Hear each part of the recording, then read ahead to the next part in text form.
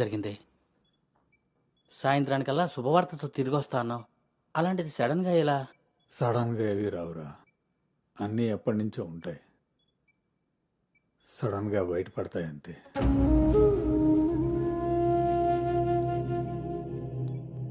ఇప్పుడు ఎలా ఉందండి సార్? మీరు కొంచెం బయట వెయిట్ చేస్తారా? బీపీ కొంచెం అబ్నార్మల్గా ఉంది. మీరు ఏదో విషయం మీద స్ట్రగుల్ అవుతున్నారు. అలాంటివి ఏమైనా ఉంటే ఫ్యామిలీ మెంబర్స్తో షేర్ చేసుకోండి, కొంచెం రిలీఫ్ అవుతారు. ఈయనకి రెస్ట్ కన్నా రిలీఫ్ ఎక్కువ అవసరం. Take care.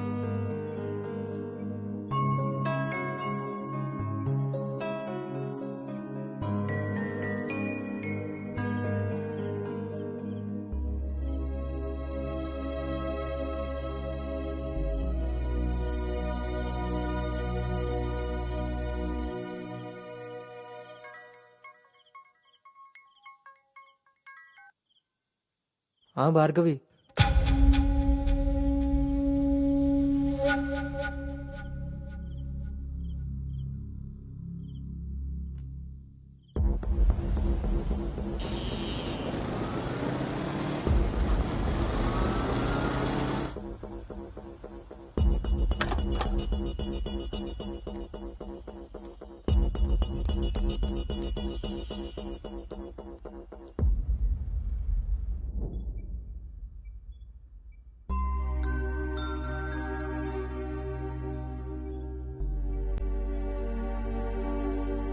తప్పు జరిగిపోయింది అంకుల్. నిజం తెలుసుకోకుండా మాట్లాడి మా మావయ్య తప్పు చేశారు. నిజం తెలిసి మాట్లాడకుండా నేను తప్పు చేశాను. మీ కుటుంబం గురించి తెలిసి కూడా నిర్ణయం తీసుకొని మా నాన్న తప్పు చేశారు. ఆ రోజు మా మావయ్య చెప్పిన రిషి ఎవరో కాదు అంకుల్, ఇప్పుడు మీ ముందు నిలబడ్డ గౌతమే. లైఫ్ చాలా విచిత్రమైంది అంకుల్. తప్పు చేసే టైంకి మంచి ఎలా ఉంటుందో తెలియనివ్వదు. అది తెలిసే టైంకి చేసిన తప్పు నుంచి మనల్ని బయటికి రానివ్వదు. నేను ఇప్పుడు అదే పరిస్థితిలో ఉన్నాను.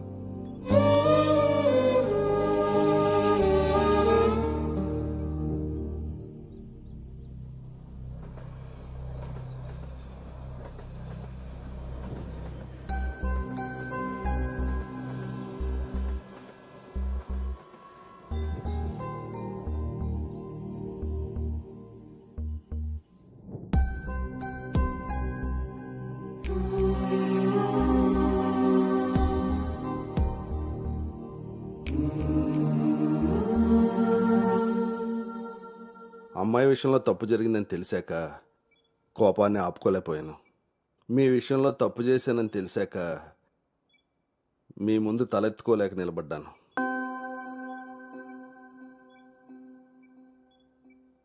ఎదిగే పిల్లలకి స్వేచ్ఛనిచ్చే మనం మన పిల్లలు ఎదిగిపోయారన్న విషయం కూడా తల్లిదండ్రులుగా మనం గుర్తించగలగాలి.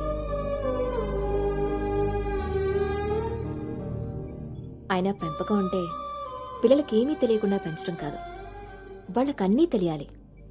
అందులో ఏది మంచో ఏది చెడో మనమే తెలియపరచాలి. పిల్లల విషయంలో తప్పు మన పెంపకం అయితే పొరపాటు వాళ్ళ ప్రయాణం.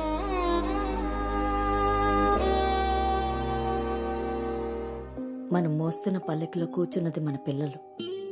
వాళ్ళు బాధ పెట్టారని దింపేయగలవా? మనం బాధపడ్డామని వాళ్ళని వదిలేయగలవా? మన జీవితాంతం వరకు వాళ్ళని మోస్తూనే ఉంటాం. పిల్లలు కదా.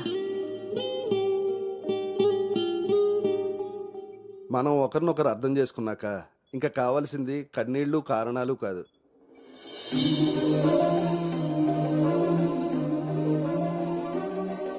నాకు ఈ పెళ్ళొద్దు నాన్న.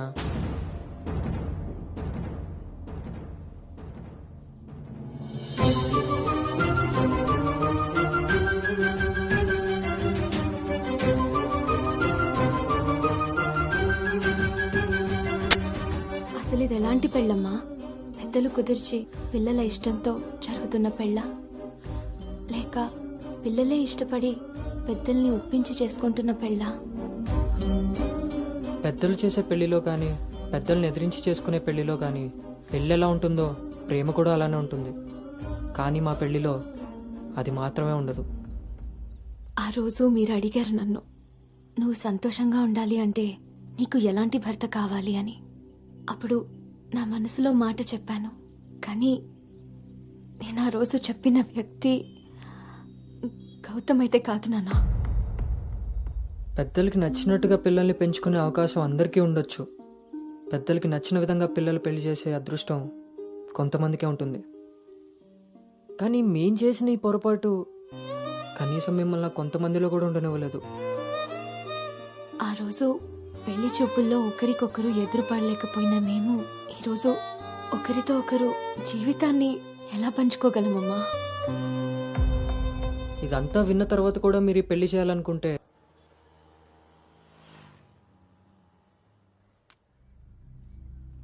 చిన్నతనం నుంచి నువ్వు నేను ఒకే ఊర్లో పెరిగాం.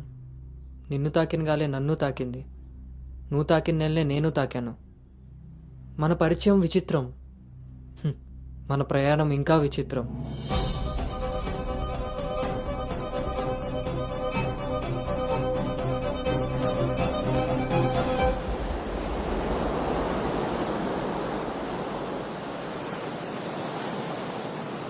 నీకు తెలియని విషయం ఏంటంటే మన పెళ్లి చూపులప్పుడు నేను నిన్ను చూశాను. ఎవరితో అయితే అలాంటి రిలేషన్లో ఉన్నానో తననే పెళ్లి చేసుకోబోతున్నానని టెన్షన్తో పారిపోయాను. తర్వాత మళ్ళీ కలవకూడదు, కనీసం ఎదురుపడకూడదు అనుకున్నాను. కానీ మన మనసులు మనల్ని కలపకపోయినా పరిస్థితులు మనం మళ్ళీ ఎదురుపడేలా చేశాయి. మనం కలిసిన ఈ కొన్ని రోజులే నా మనసులో ఉన్న ఫీలింగ్స్ని నేను అర్థం చేసుకునేలా చేశాయి.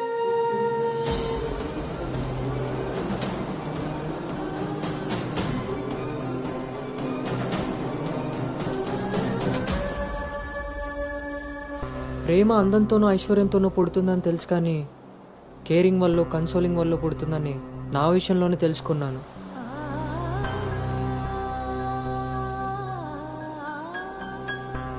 అసలు నీకు నాకున్న సంబంధం ఏంటి? ఎప్పుడు కలుద్దాం, ఎక్కడ కలుద్దాం? మరి అలాంటప్పుడు నీ స్ట్రగుల్ని నేనెందుకు ఫీల్ అవ్వాలి? ప్రతి క్షణం దాన్ని గుర్తు చేసుకుంటూ నేనెందుకు స్ట్రగుల్ అవ్వాలి? ఈ ఫీలింగ్స్ అన్నిటికీ అర్థం ప్రేమ.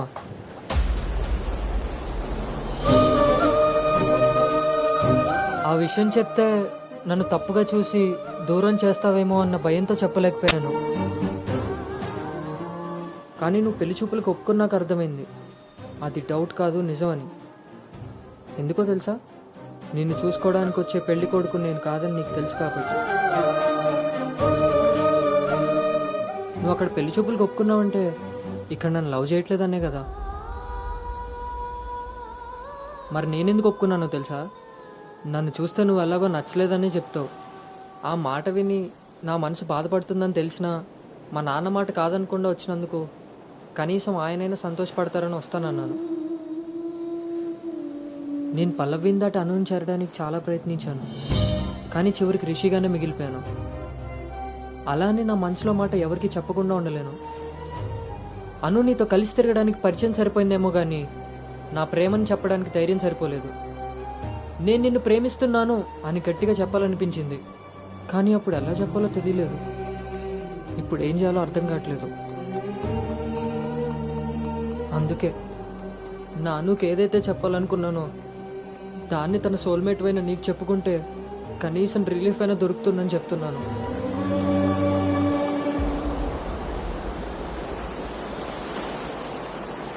I love you Anu. I love you అను.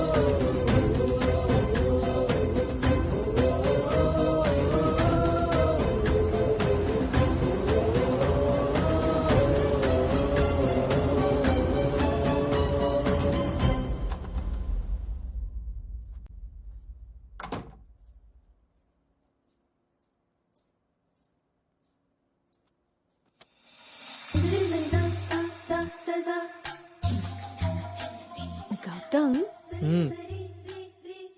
నేను ఒకటి అడగనా? ఇప్పుడే కదా అయింది మళ్ళీనా? ఛీ, అబ్బా అది కాదు.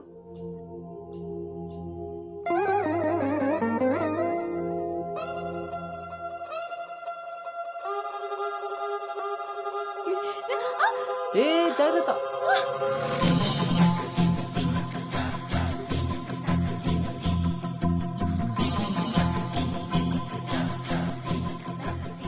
ఆ రోజు కూడా రైల్వే స్టేషన్లో ఇలాగే పట్టుకోవచ్చు కదా. ముద్దెందుకు పెట్టేశా?